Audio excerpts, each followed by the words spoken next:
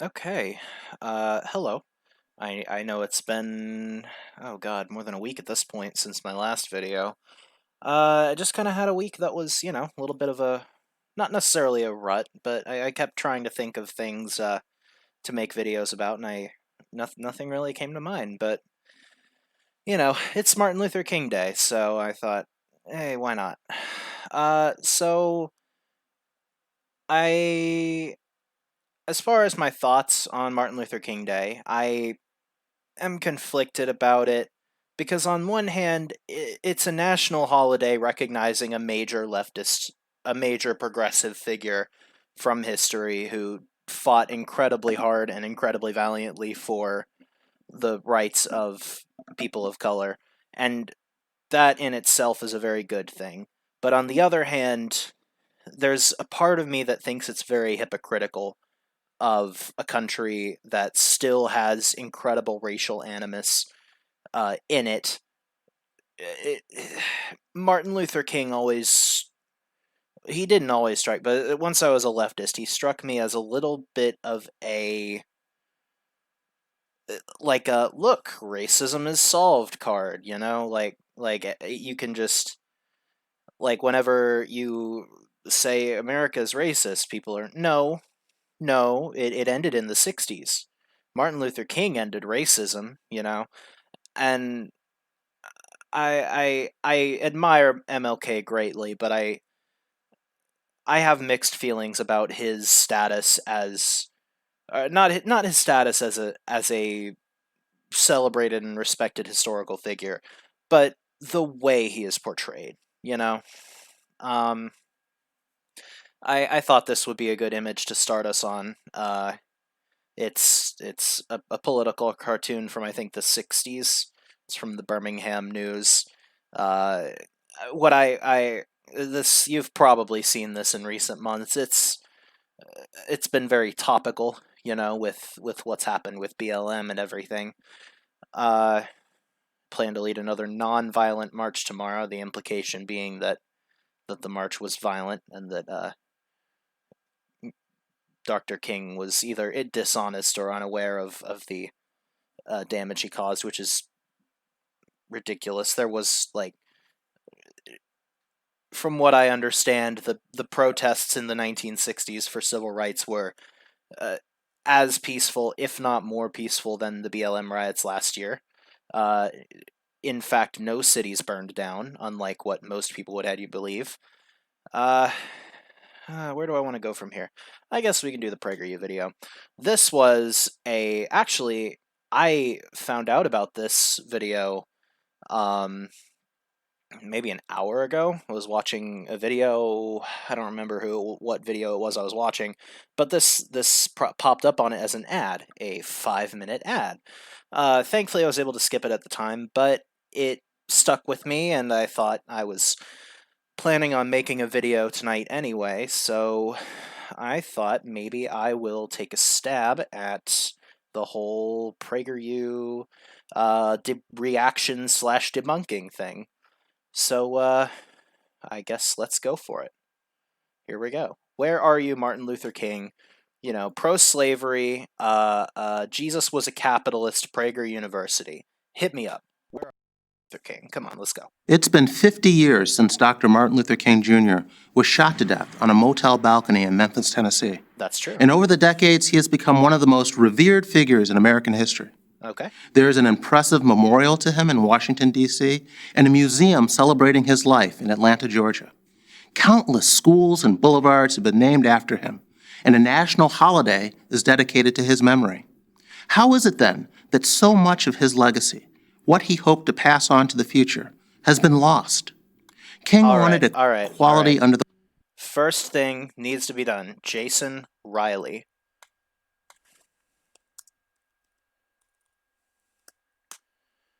First thing we gotta do is see who this guy is. Jason Riley, journalist, scholar, pundit. 49 from Buffalo, New York. Let's see. What do we got here? What is it? What did it say? Senior fellow at the Manhattan Institute. Okay. Now, I am going to be honest. I've forgotten what the Manhattan Institute is. Isn't it like a chud thing? I think it's a chud thing. let's see. Conservative 501c non-for-profit think tank focused on domestic policies and urban affairs. Great. Reagan-era activity. Institute Program Director George Gilder published Wealth and Poverty, a best-selling book often referred to as the Bible of the Reagan administration. Nice. I'm glad to see we have very fair and balanced people delivering our education on Martin Luther King here. Oh, I bet they don't like the modern age of terrorism and social unrest. Formed the Center for Tactical Counterterrorism. Creator requested the New York Police Department, ACAB, to provide research into new policing techniques with the goal of retraining officers to become first preventers to future mass casualty attacks. Oof.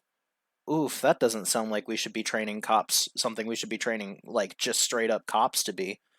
Running free market thinking in modern politics. Blah, blah, blah. Literally 1984. Programs. Policy, positions, and initiatives. State and local policy. Broken windows policing. The quality of life policing, also known as broken windows theory. Oh no. Oh no. I see Giuliani up there. Advocate of community policing. Yeah, we don't need to get into how much of a shitbag Rudy Giuliani is. Oh boy, they love charter schools, I'm sure.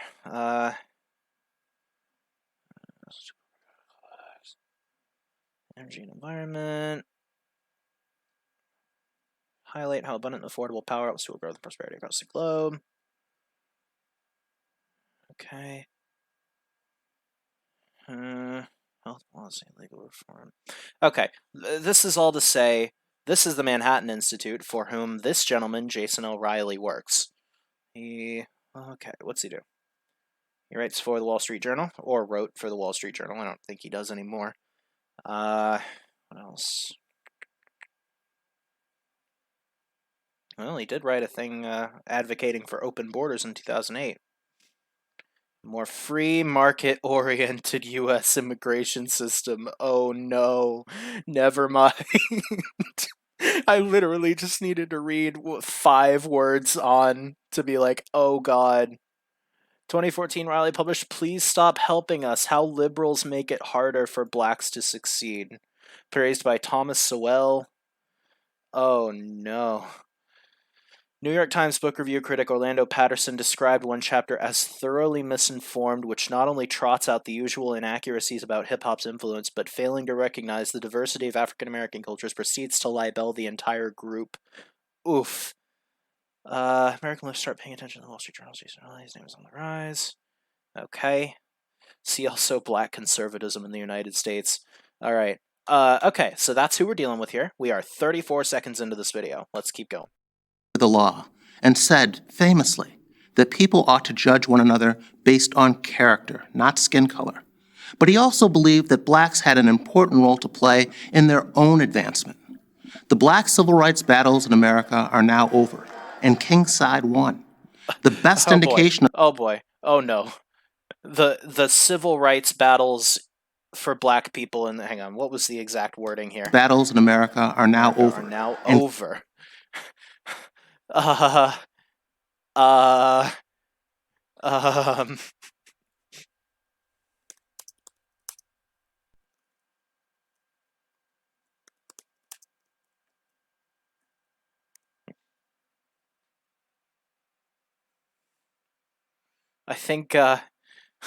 think this was in January of 2019. I think the summer after this video was made would beg to differ.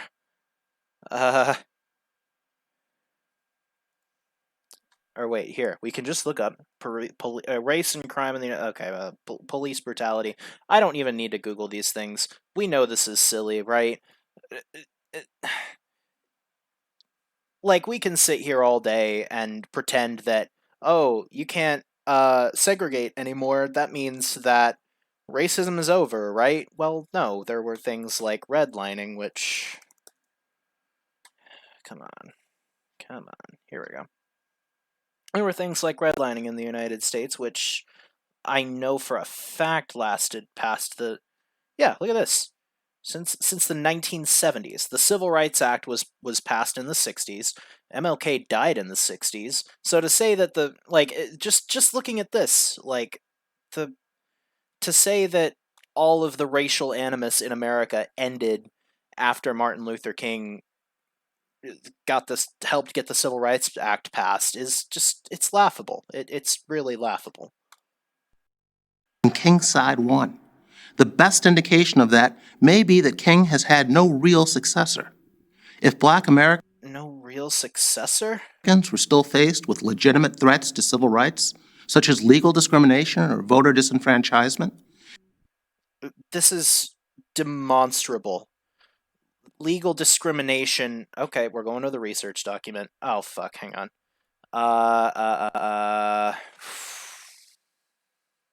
Do I have anything in my drive I don't want people seeing? I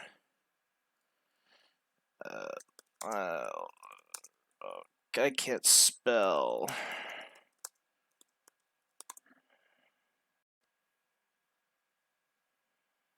Okay, here we go.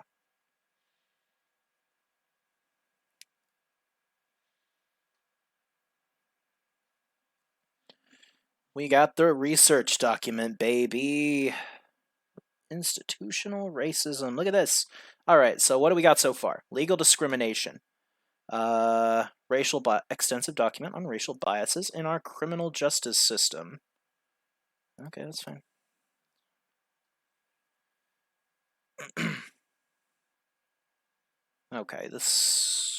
Okay, research and advocacy for reform. So this is an actual study that was done in 2015. Oh god, my computer is so slow. Just wait till I have a PC and I can actually, like... Okay, let's see. Police Ferguson, New York City. Come on. Load the thing. Here we go. Executive summary. Many ostensibly race-neutral policies and laws have disparate racial impact. Criminal justice practitioners' use of discretion is often unintentionally influenced by racial bias. Key segments of the criminal justice system are underfunded, putting blacks and Latinos who are proportionately low income at a disadvantage. Criminal justice policies exacerbate socioeconomic inequalities by imposing collateral consequences on those with criminal records and by diverting public spending. Like, I can go through all of these to demonstrate why PragerU is wrong about legal discrimination and what's the other one? Voter disenfranchisement? Well, voter disenfranchisement. Vote. Was it a gerrymandering law or what was it? The voting rights surgical precision. Here it is. Voter ID law. Okay. New York Times. I am not subscribed to the New York Times, so this might just kick me out. But let's see. The Supreme Court on Monday, which this was in 2017, refused to revive a restrictive North Carolina voting law that a federal appeals court had struck down as an unconstitutional effort to target African Americans with almost surgical precision. This is a voting law in North Carolina created by the Republican North Carolina legislature, found legally by a court to target African Americans with surgical precision. But okay, yeah, no, there's no legitimate threats to legal discrimination or voter infringement.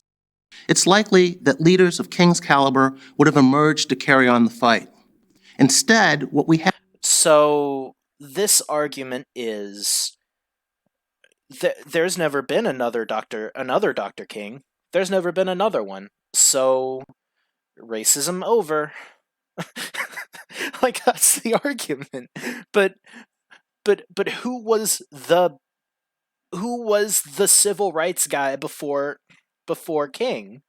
Like you have to go back to like Frederick Douglass. I mean, there's probably other activists against segregation and against discrimination against black people between literal slavery and the 1960s, but none really immediately come to mind. You had Frederick Douglass, who was a very outspoken abolitionist in the days of slavery, and the next like really really major uh, uh, advocate against like racist policy that at least that I immediately think of is Martin Luther King in the 50s and 60s. Like so so in that 80 years between the end of slavery and the emergence of Martin Luther King as an advocate, did racism not exist there either? Like it's so stupid. Have So today are stupid. pretenders who have turned the civil rights movement into an industry, if not a racket. And what have these racketeers accomplished? Oh no. A lot for themselves and very little for their constituents. Racial gaps in income, education, and home ownership were narrowing in the 1940s, 50s, and 60s. But after King was replaced as the spokesman for Black... Can I get a source on this? I would need to see a source. Hang on. Come on, where are your sources? Where are your sources? Come on. These aren't sources. These aren't sources. PragerU. You didn't cite your sources. Okay, racial wage gap. USA. Wait, how about this? Chart. Racial wage gap over time.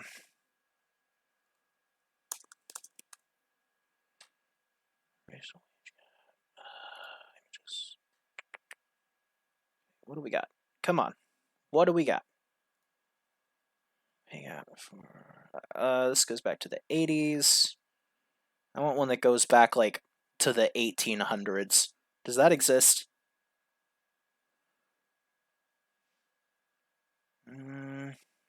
Trigger base failed to rise in tandem with productivity. We knew that because we're all leftists here.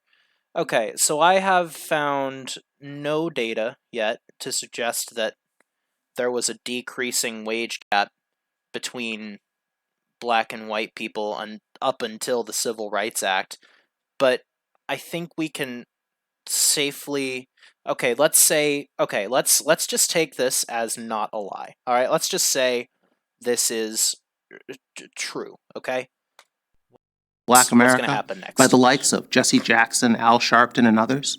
These gaps began to widen in the 1970s, 80s, and 90s. This suggests Wait, okay, what does it that suggest? the racial disparities that continue today aren't driven by whatever racism that still exists. Wait. Oh my god. Hang on. You know what the implication is here, right? The implication is the Civil Rights Act caused the racial wage gap to start expanding again. Look at this. Look at this. The graph starts expanding again. Look at this. It starts right around just after 1960, right after the Civil Rights Act. It really is. It's really suggesting that. You're going to suggest to your audience that the Civil Rights Act was bad for black people. Oh my god. Okay. All right. 1970s, 80s, and 90s. That's fine. This suggests that the racial disparities that continue today aren't driven by whatever racism that still exists. All right, sweet. What's despite all the claims to the contrary from progressives and their allies in the media. It also suggests that black culture, attitudes toward marriage, education, work, and the rule of law plays a much larger role than the left. Okay. Black culture. Interesting. I'm not going to Google anything, but I do want to ask this. What is black culture? Okay? Like, let's think of things that PragerU probably thinks are black culture. The one that immediately comes to mind is rap music, right? Like Ben Shapiro, rap isn't real music, you know? Like, do you think that like you have to either believe, okay, so this is an argument I love to make because there's no answer to it, and it's that everything, all behavior is either learned or innate. So so then that leaves us with, are things like uh, the implications here. Black people don't get married. Black people don't like get educations. Black people don't make money. Black people commit crime. Right? Like, are do we have to? It basically, I have to ask: does PragerU think that this is an innate thing to black people? Does PragerU think that black people are not predisposed to getting married? They're not predisposed to getting education. They're not predisposed to getting jobs, and they're predisposed towards crime. Because they surely, if they don't think that, then there has to be some outside cause. Maybe it's the fact that black people are systemically more likely to be poor, which that then wonders, or that then begs the question of why black people are disproportionately poor. Well, gee, I don't know. Not like they were second class citizens 60 years ago. That there are people alive today who lived under segregation. Like, because basically this ends up being black people bad because they genetically are inclined to do bad things, in which case I don't think I really need to say this out loud, but if you believe that, you're a racist. I'm sorry. I know I'm going to trigger a bunch of conservative snowflakes by saying it, but if you believe that, you're racist. The only alternative to believing that is the acknowledgement that there is systemic racism that causes these things to, like, disproportionately be embraced by people of color, you know? Like, you either are racist or you acknowledge the existence of systemic racism. There is no in between here. Wants to acknowledge. More marches won't address fatherless homes. More sit-ins won't lower black crime rates or narrow the school achievement gap. Electing more black politicians and appointing more black government Wait, hold officials. on, pause it. Why do you think there's a black achievement gap? You don't think that black people have a lower IQ than white people, do you? Interesting. Can't compensate for these cultural deficiencies either. Black mayors, congressmen, senators, police chiefs, and school superintendents have become commonplace since the 1970s. Even the election of a black Damn, it's crazy how when people get rights and when people start moving closer to living in a more equal society, they start to achieve more. That's really crazy. That's really interesting. black God, my president computer's so slow today. twice failed to close the Oh, racial come on, divide in go many away. key measures. Are you Black-white differences serious? in poverty, home Are ownership. you kidding me? Go away. Go away. Oh my god, why are you doing this? Okay. Very sorry. 70s. Even the election of a black president twice failed to close the racial divide in many key measures. Black president, therefore no racism. Hey, hey guys. Hey guys, do you know who's the president now? Do you know who's the president right now?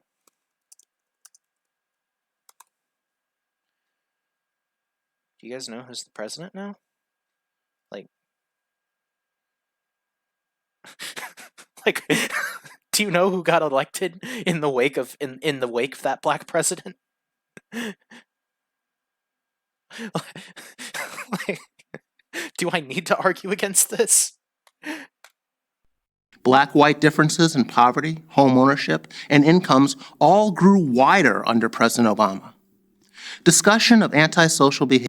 Damn, that's crazy. It's almost like there were Republicans controlling Congress for 6 of those years, and it's almost like the Obama presidency didn't literally end all systemic racism in America and also all capitalism in America.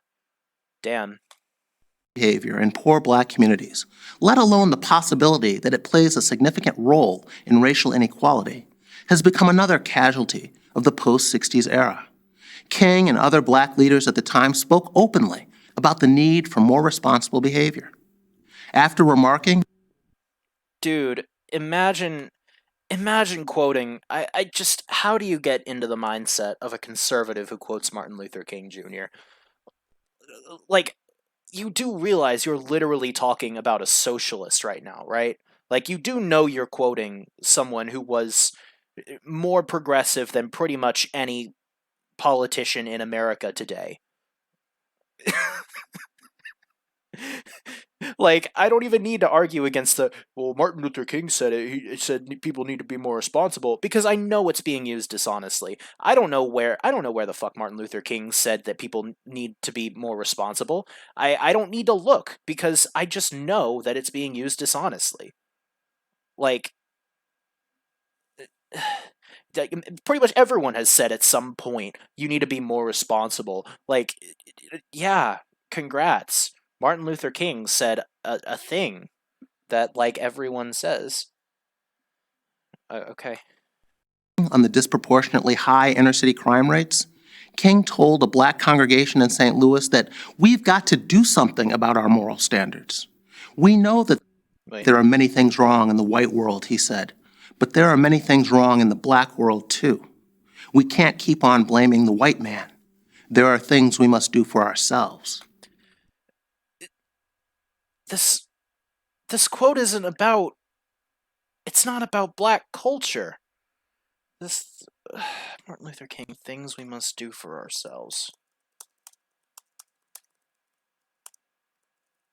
Quote. Come on. Some things we must do. Address delivered at second annual King Institute. All right, let's see. Oh boy, where is it? All right. Okay. I want to find this quote. Mr. Pope, in the South, have faith in it. Oh, come on.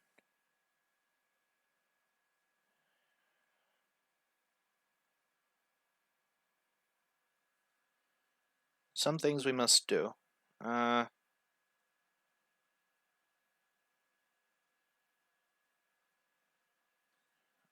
Control F.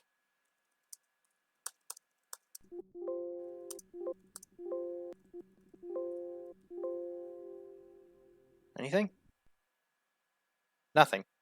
So either this is a misquote, I'm looking at the wrong speech, or presumably King is talking about we need to take the fight for civil rights into our own hands because the white man is continuing to oppress us, like, and isn't gonna change that without us taking direct action.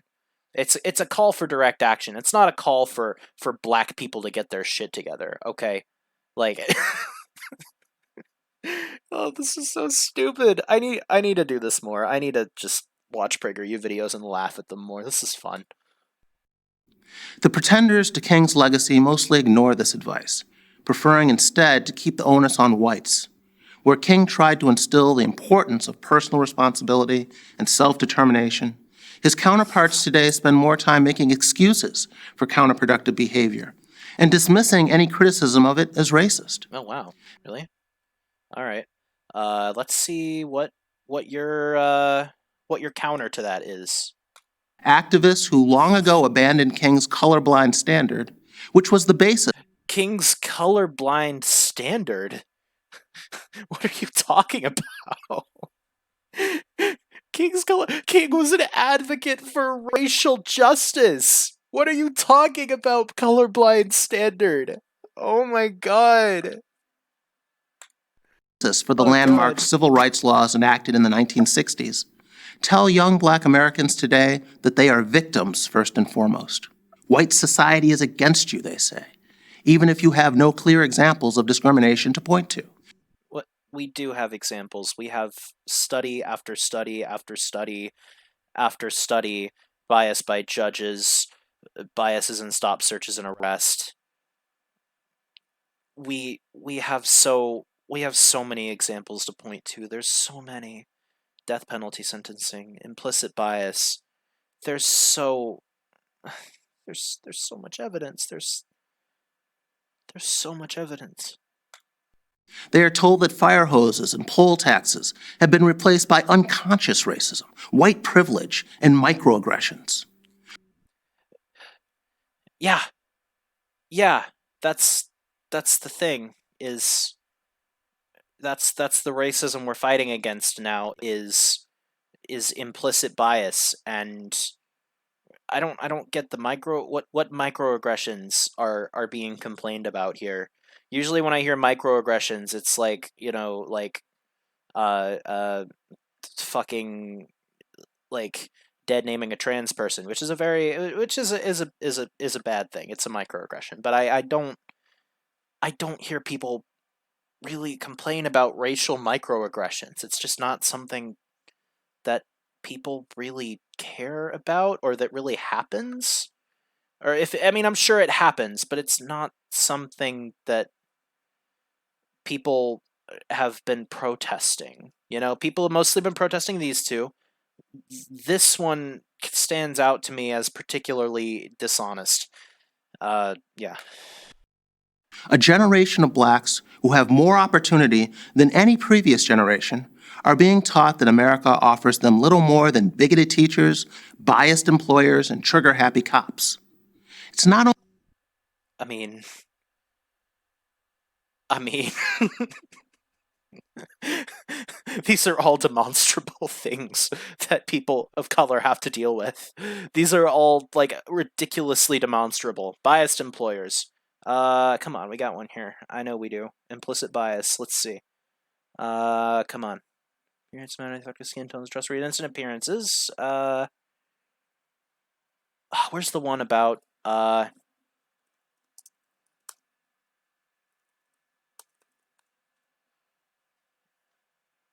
here.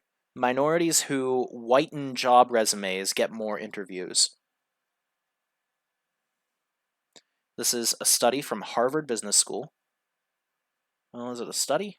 Hang on. Let's see. No thanks. Go away. Dear God, this is so much. Go away. Okay. Article about their 2-year study in administrative science quarterly called "Whitened Resumes: Race and Self-Preservation in Labor Market."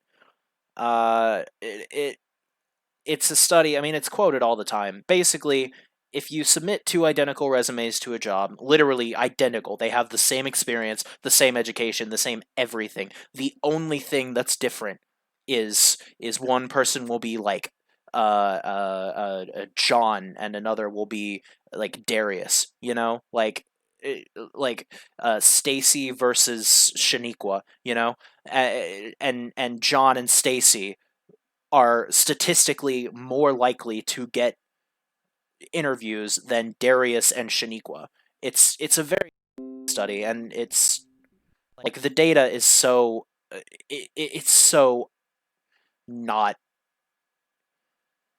it's so against PragerU, and I don't know why they make videos that just are so easy to just like I've been sitting here laughing at them. It's a 5-minute video. We're 34 minutes into my video of me just sitting here and laughing at them. not only a lie, but as King understood, it's also self-destructive. Black activists and white progressives stress racism because it serves their own interest, not because it Black activist and white, what was that? White this and white progressives white progressives. I love how the implication is that white progressives, right? The implication is that anyone who's a progressive and is white is like some kind of an outside uh uh, uh basically they're removed from the problem, but they still want there to be a problem, you know? And it's such a stupid argument. Like, is it that difficult to imagine that is it that difficult for you to imagine that white people would care about black people being treated equally? I'm a white person, and I'm making this video laughing at you being racist for 5 minutes. It's very fun. If nothing else, it's fun. I mean, I feel like I'm doing a service to whoever watches this video by doing it, but I also feel like I'm having a good time. So yeah. Stress racism because it serves their own interest, not because it actually improves the station of blacks. But this neglect of the role that blacks must themselves play in writing their own lives can only make matters worse. A half-century after King's death, plenty of people are paying him lip service. Far too few are following his example. I'm Jason Riley of the Manhattan Institute for Prager University. Wow. Thank you for watching this video. To help keep... God, like, I watch people dissect PragerU videos, and every time I watch one, I'm just so blown away by how stupid it is. Like, dear God, that was bad. Yeah, this video is gonna be my longest yet for sure. We got 36 minutes. My first one might have been longer. I don't think it was, though. I guess... Okay, PragerU is stupid. I guess I'll leave with this. Letter from Birmingham Jail. This is really kind of, I think, King's best writing. Like, people love to quote his "I Have a Dream" speech, which it's a good speech, but it's, you know, it was meant to have more wide appeal than this. You know, it was meant to appeal to kind of, you know, a Libby kind of sense. Let me see.